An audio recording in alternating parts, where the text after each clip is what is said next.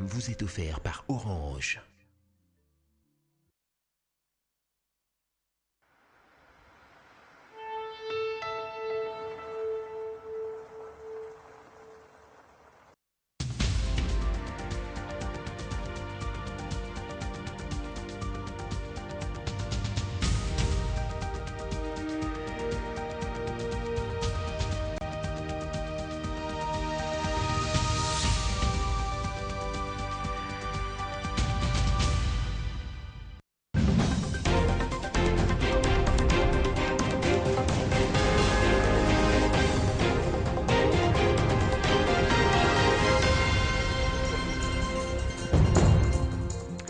Tête à tête entre Joseph Kabila et Denis Sassou Nguesso ce vendredi au Palais de la Nation.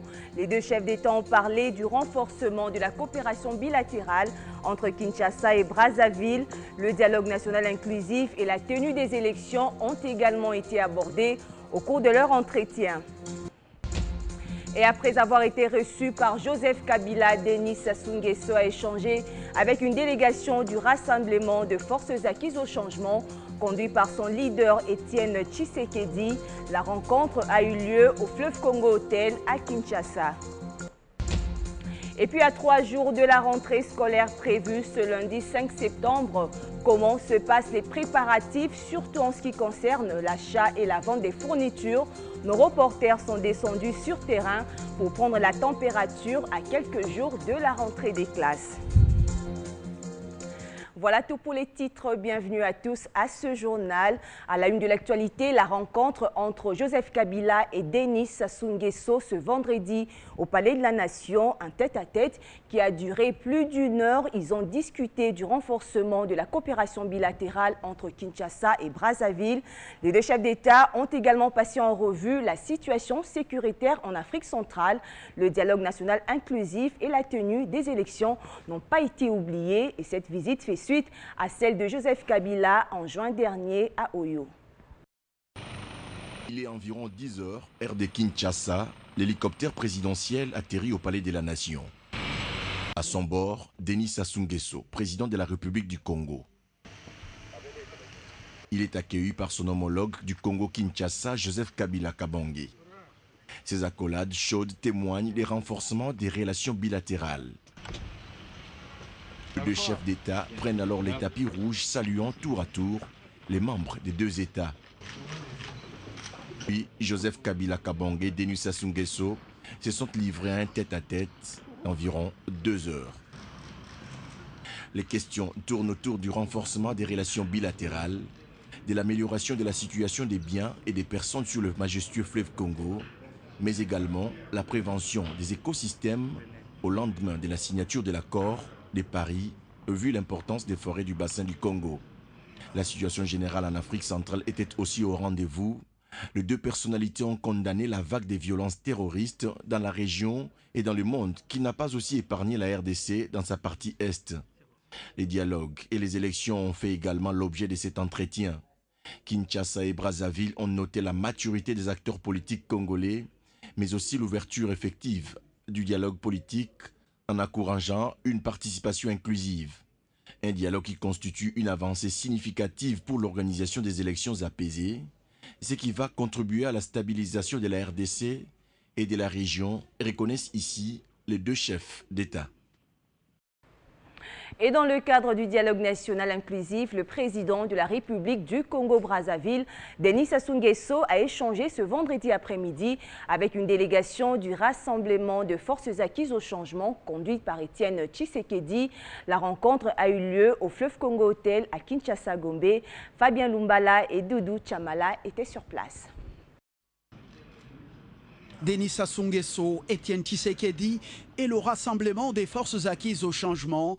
Cette rencontre de plus d'une demi-heure au 22e niveau du fleuve Congo Hotel que nous n'avons pas eu en image est d'une haute portée politique pour les discussions entre toutes les forces politiques et sociales ouvertes jeudi 1er septembre à la Cité de l'Union africaine sous la facilitation internationale.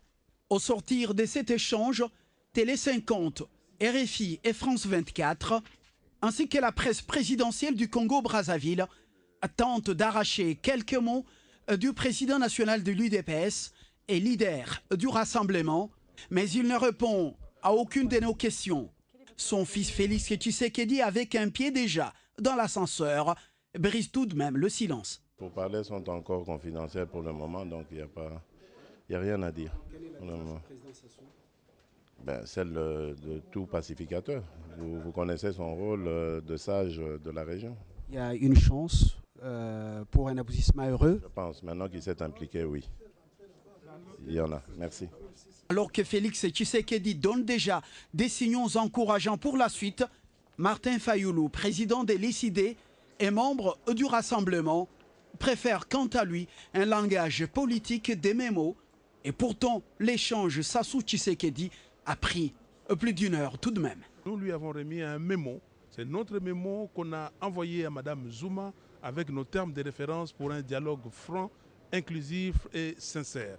Donc nous attendons que le président Sassou Nguesso fasse son travail pour que nous puissions rencontrer les amis. Il nous a écoutés, c'est un président d'une république sœur et qui est venu nous entendre et voir ce qu'il peut faire. Maintenant c'est à lui, il consulte. Il a dit qu'il a vu M. Kabila, il nous a vus, il va voir les noms apostoliques et puis il va tirer les conclusions.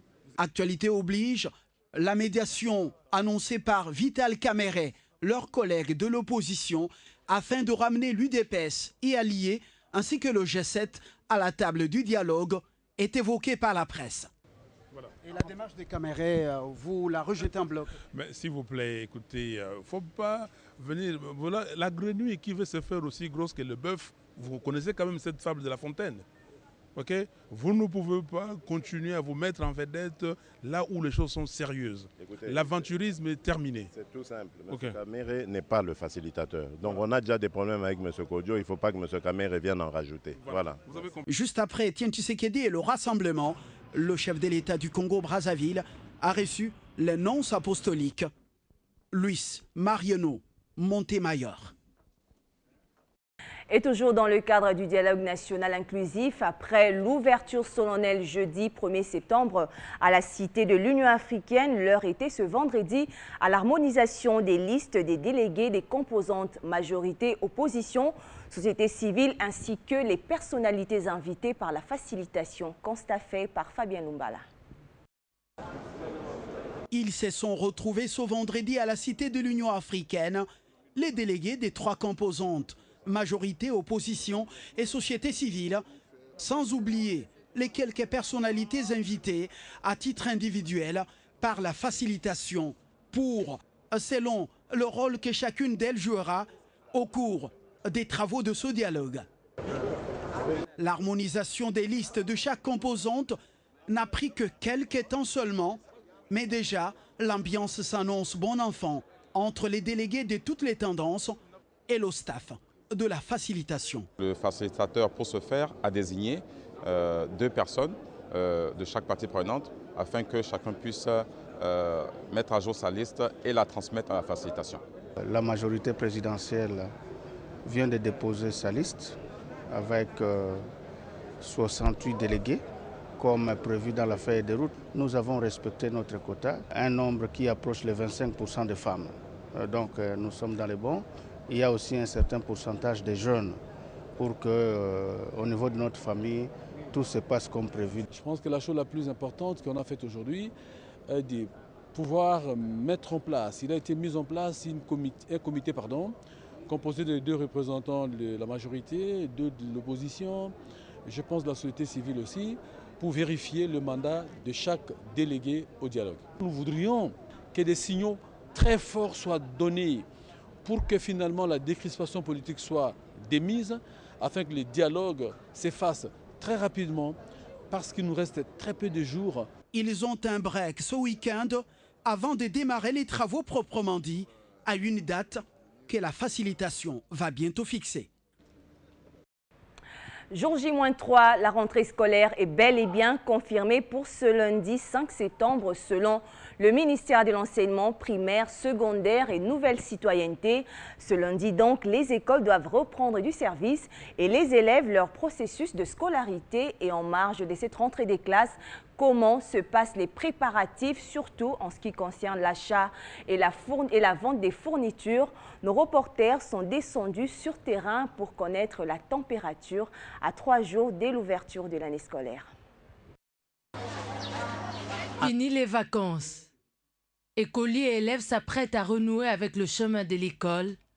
La rentrée scolaire 2016-2017 est officiellement prévue pour ce lundi 5 septembre. À seulement 3 jours de la reprise officielle de cours, l'heure est aux préparatifs. Un exercice pas toujours facile pour les parents congolais très souvent butés à des difficultés d'ordre financier. Achat des fournitures scolaires, paiement des frais scolaires, ils sont face à leur casse-tête habituel. Certains, comme ici au grand marché de Kinshasa, disent clairement qu'ils ne seront pas prêts pour ce lundi. Parce que moi je ne suis pas engagé dans une société, moi je suis bijoutier, dans coopéra. Mais pour que ces alliés lundi, c'est qu'ils n'avaient après, obligatoire, il faut m'en attendre, après. Cette contrainte financière des parents a des conséquences sur le marché, jusque-là très timide. Première victime, les vendeurs qui peinent à écouler leurs marchandises.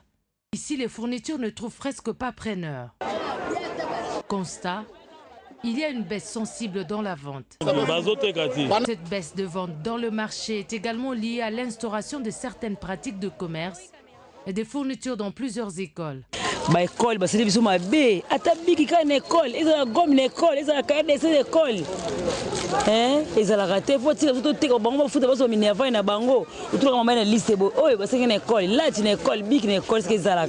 Si l'aspect achat connaît des difficultés, logiquement il en est de même pour des frais scolaires, autre paire de manches d'une situation qui tient les parents du haut du cou.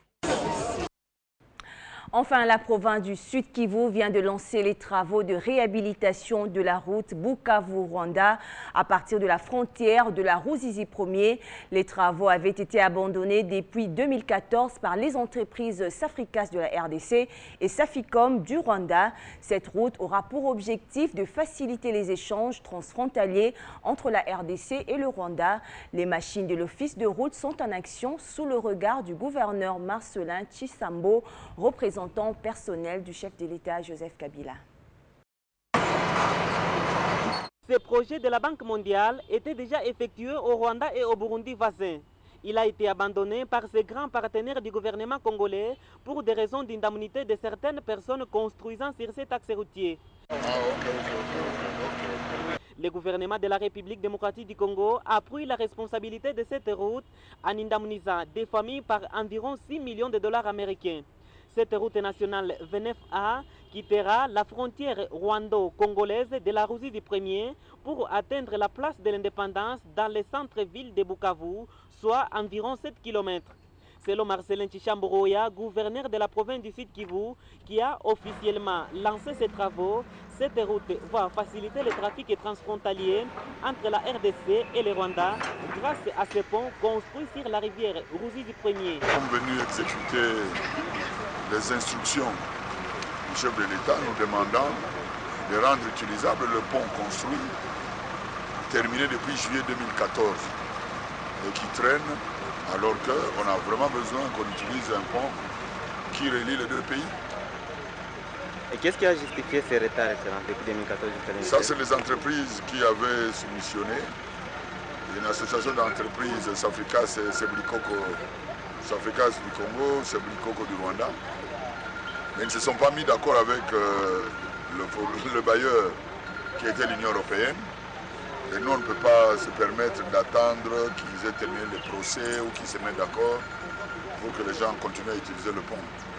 C'est pour ça que le chef de l'État a décidé qu'on commence et on a demandé à l'Office de route de commencer les travaux. Ces travaux qui seront exécutés par l'Office des routes sont financés par le gouvernement central dans le cadre de la révolution de la modernité, cheval de bataille de Joseph Kabila. Le lancement officiel s'est tenu en présence des autorités provinciales, notamment les membres du gouvernement provincial, le directeur provincial de l'Office des routes, ingénieur Hilaire Augustin, ainsi que le maire de la ville de Bukavu. Et puis en séjour à Béni, le commissaire général de la police nationale congolaise a échangé avec les responsables de la police de la MONUSCO, l'appui de l'UNIPOL à la police nationale congolaise, surtout dans cette région en proie au terrorisme. C'est le sujet qui était au centre des discussions. La police nationale congolaise, qui compte renforcer sa présence à Béni en hommes et en équipement, aura aussi besoin de la MONUSCO, a souligné le commissaire divisionnaire Charles Bisengimana. L'UNIPOL se dit prête à soutenir la police nationale congolaise. Le chef de la police des Nations Unies en RDC n'a pas caché la volonté de la MONUSCO d'appuyer les forces de sécurité congolaises. Il était au micro de Martial Bendelo. Et puisque on a été ensemble lors de la dernière réunion qu'on a eue avec le commissaire général, où on était convenu de venir ensemble ici à Béni, de voir les difficultés, les challenges et de voir qu'est-ce que nous pouvons faire ensemble.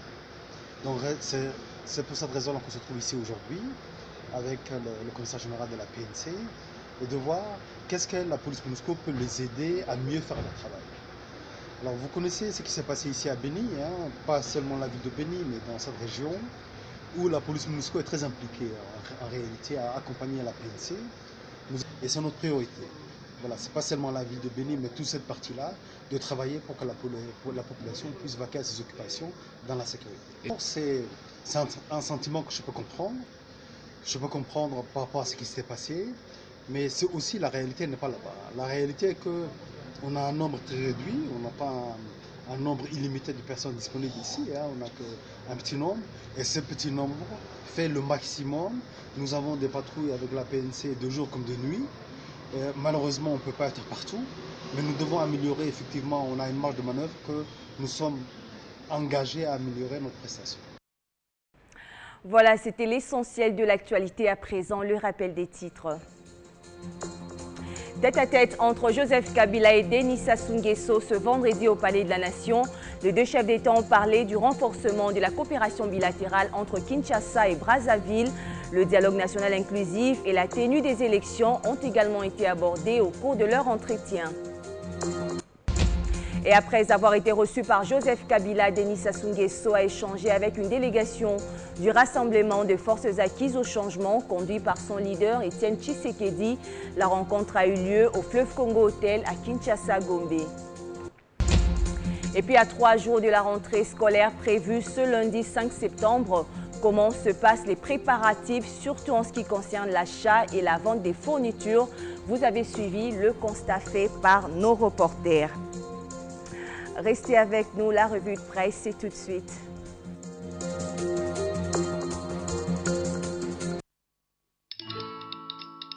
Dans la vie, nous avons tous des rêves, objectifs et aspirations. Vos projets d'avenir ainsi que ceux qui vous sont chers dépendent des choix que vous effectuez aujourd'hui. C'est pourquoi la Raobank a créé Renaissance, le nouveau compte d'épargne qui vous propose un meilleur taux rémunérateur à court et à moyen terme. Ainsi, vous pourrez suivre l'évolution des intérêts générés par votre épargne et assurer un avenir meilleur à vos projets les plus chers. Raobank is my bank.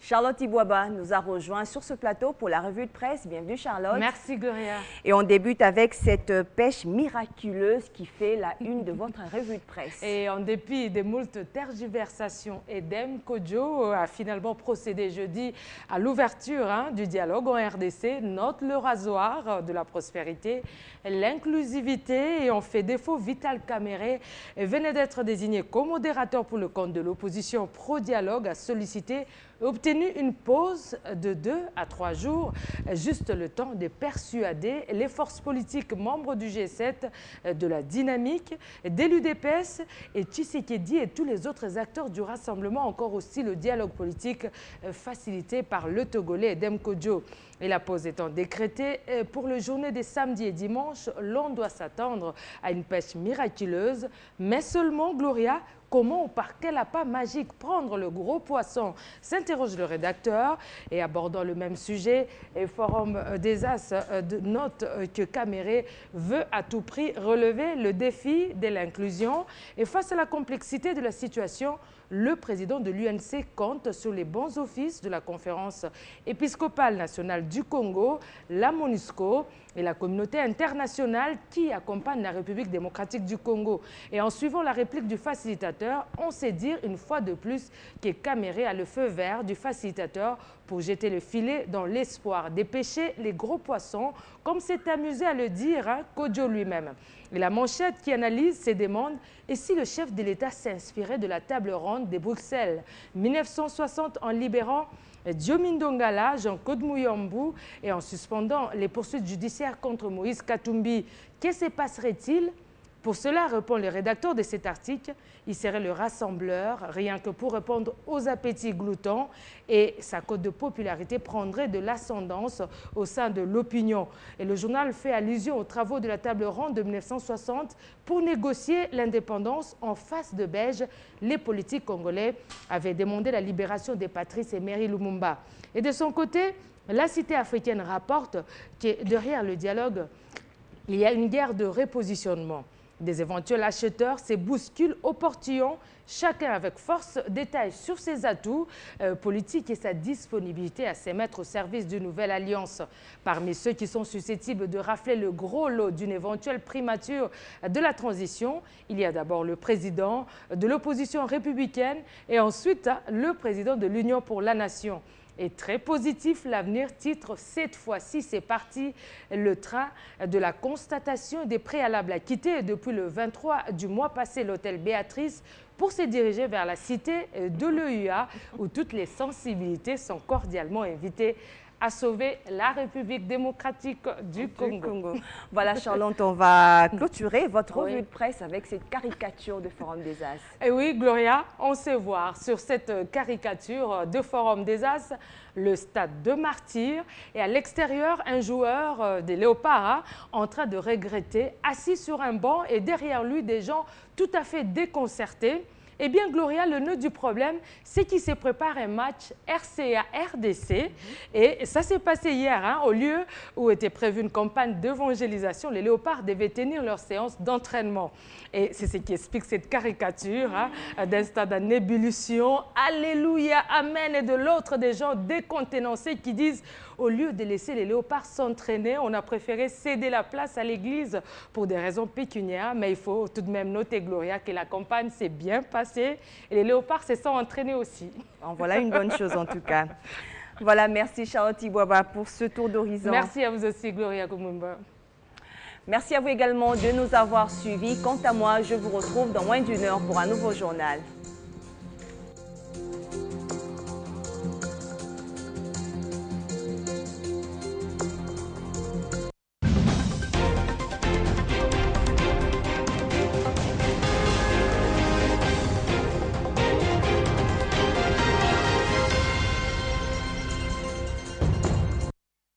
Ce programme vous a été offert par Orange.